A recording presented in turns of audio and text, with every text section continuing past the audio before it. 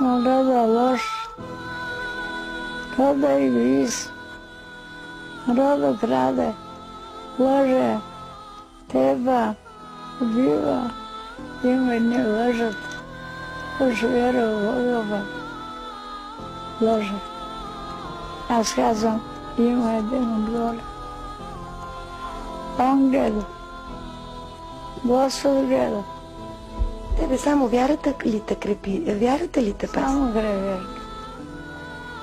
Само вярата. А човеците? И човеците различни са. Вярни и лоши. Гледа го човецки образ носе, зверски мисли.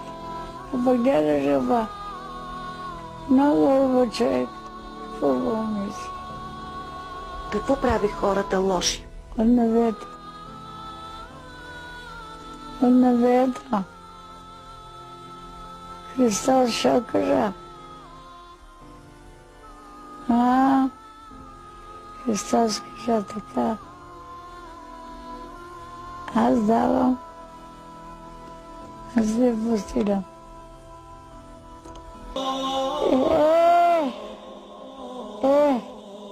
Един месец лежа на далега.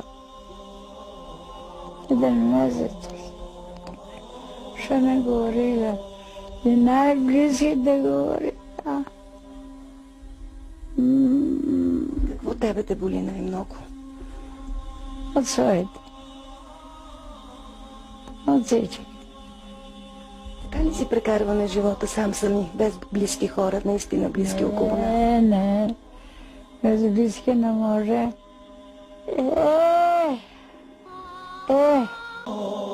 Джаневите не е бърво. Живот. Вторе, лев.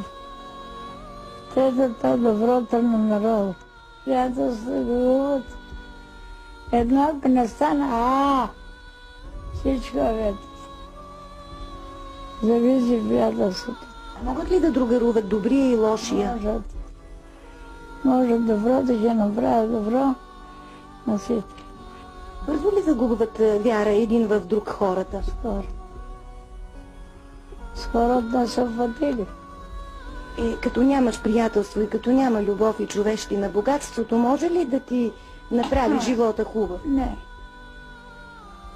Не може. Богатството ти е нищо. Само разволя. Като се направи, като се